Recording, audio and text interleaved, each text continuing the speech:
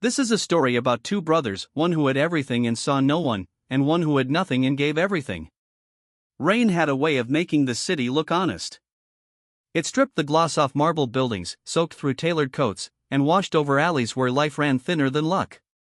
On the corner of 6th and Halberd, beneath a flickering street lamp, sat a man hunched in a second-hand jacket too thin for the season.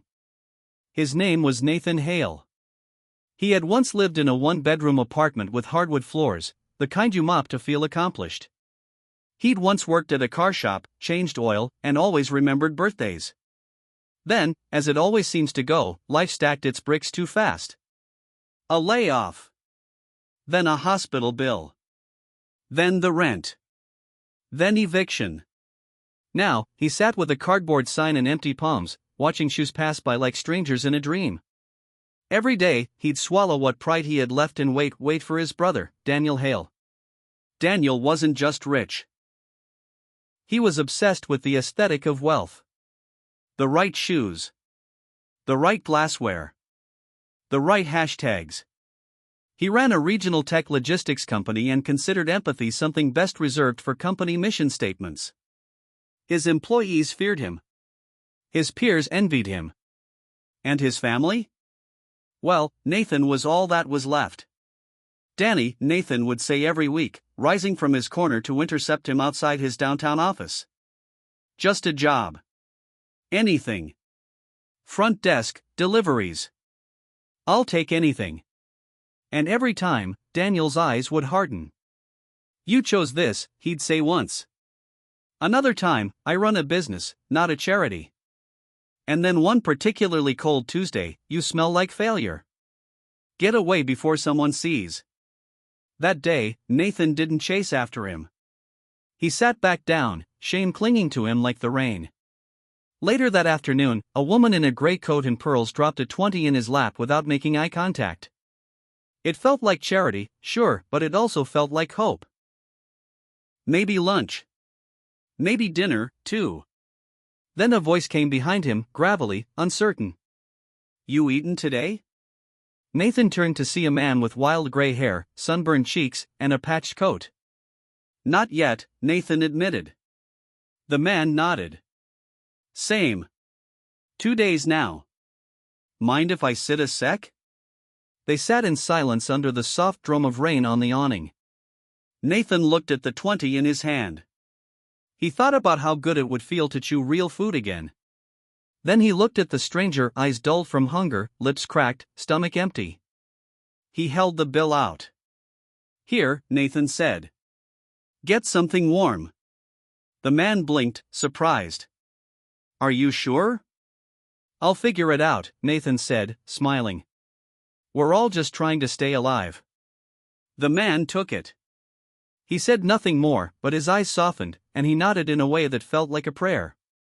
3 days later, Nathan was approached by a woman in a navy pantsuit while he was organizing the scraps in his backpack.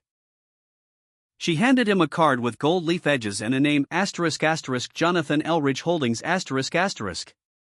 My employer would like to speak with you, she said. They brought him to a hotel suite with marble countertops and glass windows that framed the city like a painting. Waiting there, in clean slacks and a warm smile, was the man from the rain. My name's Jonathan Elridge, he said, extending a hand. You gave away your last 20 when you had nothing. That's rare. I've built $1 billion empire looking for men like that. And just like that, Nathan's life turned. He was given a room, then clothes, then a training program. Weeks passed. Then months. He climbed. Quickly. He was hungry not just for food but for redemption. A year in, Jonathan pulled him aside. I'm acquiring a few mid-size companies, he said. One of them is Hale Logistics. You know it? Nathan's breath caught. Yeah. That's my brother's company. Jonathan smiled. You want to oversee the transition? Nathan paused. Then nodded. Yes. I do. The day of the merger, Daniel walked into the boardroom like he owned it.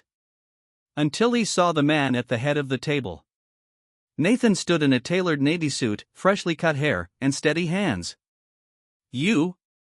Daniel sneered. "This is some joke, right?"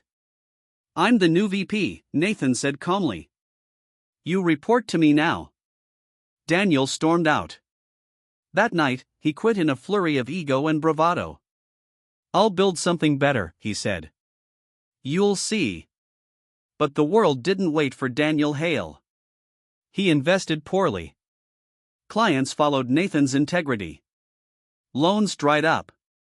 Shopping sprees continued. And 6 months later, Daniel Hale was broke. Cars repossessed. Home foreclosed. Credit frozen. He ended up on the corner of 6th and Halberd. It was a cold morning when Nathan spotted him. Same street lamp. Same posture. Same defeat. He walked over, offered him coffee.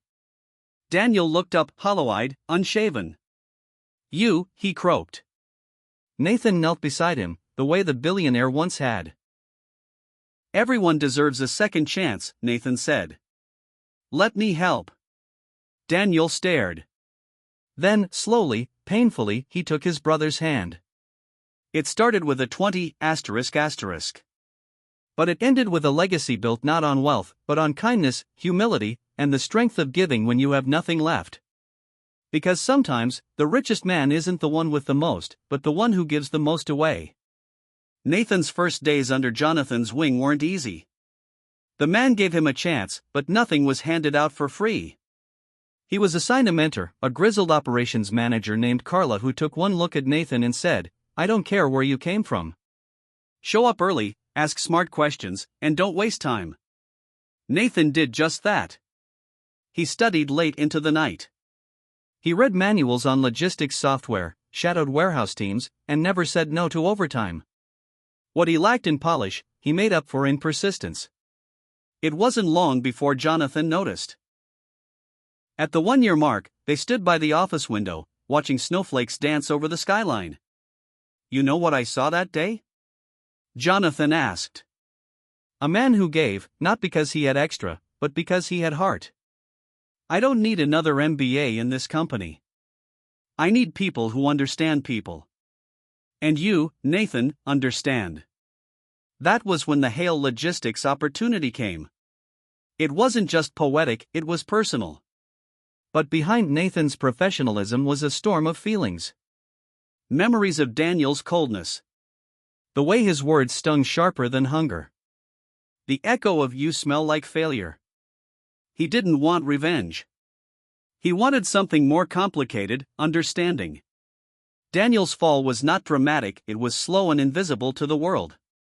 First, the country club revoked his membership. Then the bank called in one of the business loans. His second venture, an app meant to revolutionize shipping quotes, flopped spectacularly.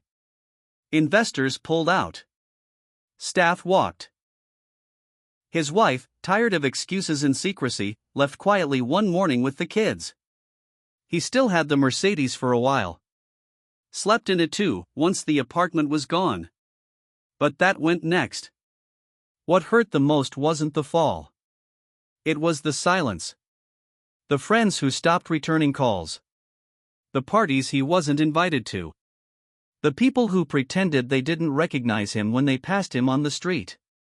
One night, while begging on a corner, he saw someone drop a bill in a stranger's cup and smile like it mattered. And for the first time in years, he felt the weight of something more than pride, regret. Then came the morning Nathan found him. "I don't need your pity," Daniel muttered. Nathan knelt anyway. "It's not pity," he said. "It's empathy." Daniel didn't respond. But he accepted the coffee. And later, a shower. A place to sleep. A suit. A role entry-level, but honest. At first, people snickered behind Daniel's back. The great Hale, in the mailroom. But Nathan shut it down quickly. "He's family," he said once. "And he's trying. That's more than most." Over time, Daniel changed. He listened. He thanked people. He asked about their weekends. He remembered names. One night, after closing, he and Nathan shared a drink on the office balcony. "I used to think you were weak," Daniel said. "And I used to think you were a lost cause," Nathan replied, smiling. "I was. Maybe. But you're not now." Daniel looked out at the city. It glowed. Not like a kingdom, but like a second chance. They never went back to what they had before. Instead, they built something new. Together. Months passed. Daniel became known in the company not for his past, but for his change. He volunteered for mentorship programs, helped onboard new hires, and once stayed overnight to help janitorial staff clean up after a warehouse flood. He listened when people talked. And when he saw someone on the street, he always stopped, no matter how late or tired, to ask if they were okay. Meanwhile, Nathan's leadership brought in new contracts. Under his tenure, employee satisfaction skyrocketed. Bonuses were fair. Promotions were transparent. For the first time, the company felt human. At a corporate gala, Jonathan Elridge pulled both brothers aside. "You two," he said, swirling whiskey in a crystal glass, "are the future of this place. You've taken something broken and made it whole again. Not many people do that." Nathan looked at Daniel. Daniel looked back and they laughed, the first time in years it didn't feel awkward. That night, Daniel pulled a photo from his pocket. It was old, creased edges, faded color. Two boys in a backyard, one holding a toy plane, the other grinning with missing teeth. "You remember this?" Daniel asked. "Yeah," Nathan said. "We built that plane from cereal boxes in blue. You always believed it would fly." Nathan smiled. "And you always said it wouldn't." Daniel looked down. "I was wrong about a lot of things." They stood in silence, the city buzzing around them. "I'm proud of you, Danny," Nathan said. Daniel blinked. "I'm proud of you too, Nate. And I'm sorry for everything." Nathan put a hand on his shoulder. "You showed up when it mattered. That's enough." In the years that followed, the brothers grew closer. They launched outreach programs for the homeless. Daniel ran one himself every Tuesday. They named it Cereal Wings after that paper plane. It didn't matter where they'd come from anymore. It only mattered where they were going and who they helped along the way. Because in the end, the measure of a man isn't how far he falls. It's how he helps others rise. Years later, a journalist interviewed the Hale brothers for a feature in a business magazine titled From Pavement to Powerhouses. The writer asked Daniel, "If you could go back to the day your brother begged you for a job, what would you do differently?" Daniel paused. "Everything," he said. "I'd listen. I'd ask if he'd eaten. I'd care. Back then, I thought helping someone made me look weak. Now I know the only real weakness is thinking you're too good to help." Nathan added, "Kindness isn't charity. It's humanity. And sometimes the people we overlook are the ones who'll teach us the most." The article went viral. Donations to Cereal Wings quadrupled. And more importantly, hundreds of former homeless individuals across the city received jobs, housing, and second chances. In a frame on the wall of their shared office hung that childhood photo. Two boys with paper wings. It served as a reminder to every guest who walked in. Compassion builds empires. And family, when mended, becomes the strongest foundation of all. And every Sunday, they'd visit that same corner of 6th and Halberd, not as a memory of pain, but as a celebration of growth.